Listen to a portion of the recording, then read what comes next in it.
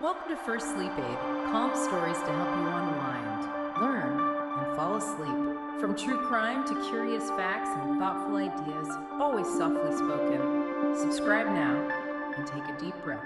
You're in good hands.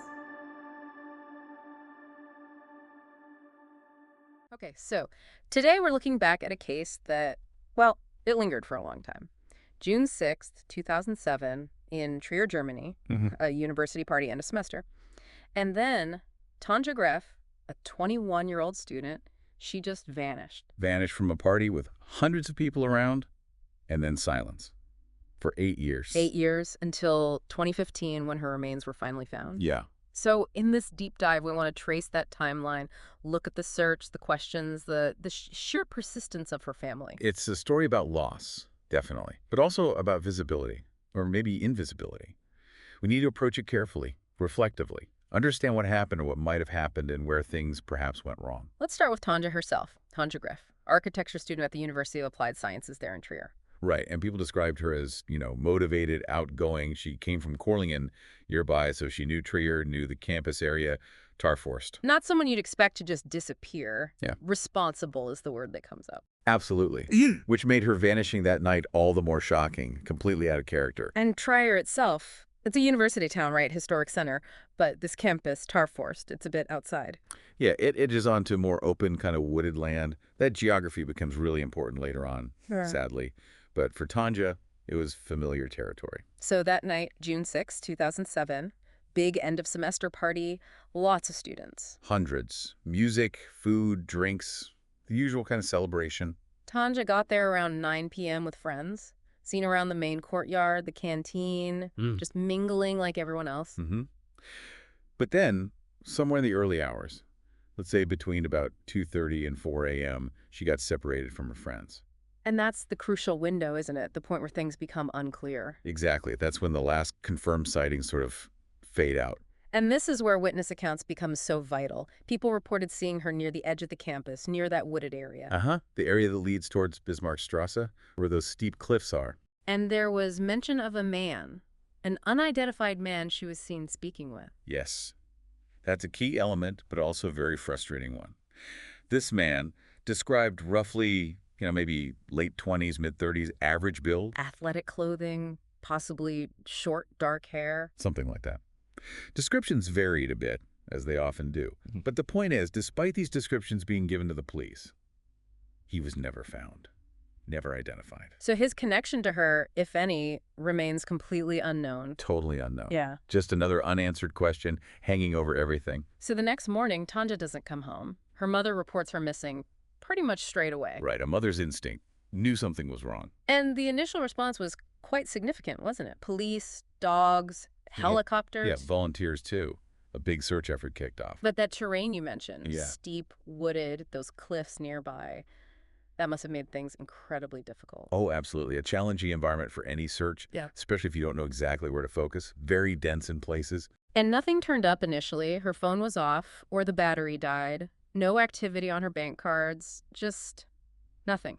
A complete blank, which of course ramps up the urgency and the public attention. Yeah, it became a national story, didn't it? Posters went up everywhere, family interviews. The police formed a special commission, SoCo Campus, trying to gather any shred of information. But as days turn into weeks and then months with no leads, you can imagine the public frustration growing. Definitely, and particularly for the family. This is where the criticisms of the investigation really started to surface. From Tanja's mother especially, right? She felt certain things were missed. She was very vocal, yes. She felt the search in those crucial wooded areas near the cliffs where Tanja was last possibly seen wasn't thorough enough. And what about the unidentified man? Did the family feel enough was done to find him? That was another major point of contention, a feeling that perhaps the police didn't pursue that lead decisively enough, or maybe didn't give it the weight it deserved initially. Was there a sense that they settled on one theory too quickly, like an accident? That was certainly a criticism raised, that the possibility of an accident, maybe a fall, was perhaps accepted too readily, potentially overshadowing other lines of inquiry based on those witness statements about the man or her seeming distressed. It's tough, isn't it, trying to balance possibilities without jumping to conclusions? Very tough. And you had Tanja's mother fighting constantly to keep her daughter's case alive, pushing for answers. A relentless advocate. There was also this underlying concern, sometimes voiced, about whether the disappearance of a young woman received the same sustained investigative focus. That question does come up in cases like this. And then the eventual discovery, it sort of underscored some of those earlier concerns, didn't it? Because of where she was found. Exactly. May 11th, 2015. Nearly 8 years later, forestry workers were clearing brush near the Felsom Fad, that path above Bismarckstrasse. And that location, how far from the campus was it? Maybe 80 to 100 meters. Ugh. Really close. Incredibly close, considering how long she was missing. So an area that was steep, overgrown, but essentially right there. Right there. Which inevitably led to the painful question, was this area missed in 2007? Or just not searched thoroughly enough? And the discovery confirmed it was Tanja through DNA. Yes. They found skeletal remains, her backpack, bits of clothing. Finally, confirmation, but not the kind anyone hoped for. What about forensics? Could they determine what happened? That was the problem. Due to the condition of the remains after so long, the forensic findings were limited. No clear evidence of violence, like knife marks or fractures that would indicate an assault. So cause of death was inconclusive. Inconclusive. And toxicology tests for alcohol or drugs were also inconclusive because of the decomposition. It left huge gaps. Which leads us back to the theories. The official police theory remained an accident, right? A fall. That's what they concluded. The idea being, perhaps disoriented from the party, alcohol, fatigue. She wandered into that dark, uneven area near the cliffs and fell. We know she consumed alcohol, but not how much or its effect. But that doesn't satisfy everyone, especially given the other factors. Not at all. The foul play theory persists. Was she with someone? Was she followed? That unidentified man looms large in this theory. Some witnesses did suggest she might have looked uncomfortable or distressed earlier. Right. And the long delay in finding her, the inconclusive forensics, some see that as potentially pointing away from a simple accident. Though the fact her belongings were apparently intact complicates things like robbery as a motive. So it doesn't neatly fit any scenario. No. And then there's the third possibility, which ties back to the investigation itself. The idea of a mishandled search. Missed evidence. Yeah, just the sheer proximity of the discovery site raises questions about coordination and thoroughness back in 2007. Could things have been different if she'd been found sooner? Did she survive the initial fall, perhaps? Awful thought. It is. And there were even some sort of whispers or unconfirmed suggestions later that maybe the scene had been altered somehow before the official discovery in 2015. But nothing concrete, just more uncertainty. Stepping back a bit, what was the impact on Trier on the university community at the time? Trier was seen as safe, right? Generally, yes. A student city, relatively safe. So this disappearance from a big university event, it sent shockwaves through the community. A lot of fear and unease. Did it lead to changes? Discussions about safety on campus? Oh, yes. There were definitely discussions afterwards about things like lighting in more remote campus areas, late-night transport for students, security patrols. Yeah. The kind of practical safety measures that come under scrutiny after something like this. It forces a community to confront vulnerabilities they maybe hadn't considered. Exactly.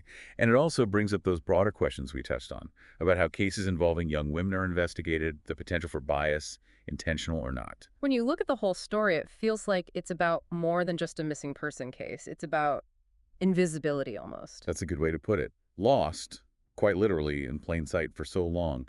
Hidden by the terrain, maybe, but also perhaps by systemic issues or just the sheer difficulty of the search. And through it all, the family's fight, especially her mother's, just refusing to let Tanja be forgotten. Absolutely. Fighting for recognition, for answers, for the simple acknowledgement that Tanja mattered, that her absence was a profound loss that demanded attention. It feels like the full truth of that night. It might just be lost to time, still out there, on the edge, as one report put it. It does feel that way. It's a deeply complex case, and ultimately it remains unresolved in many key aspects. The discovery brought some closure, but not the complete picture. No definite answers about how or why, just the enduring pain for those left behind. And it leaves you thinking about all those layers, doesn't it? The physical hiding place, the potential gaps in the search, the struggle for information, and the person at the center of it all, whose story ended far too soon. A reminder of the questions that can linger, sometimes indefinitely, after such a tragedy.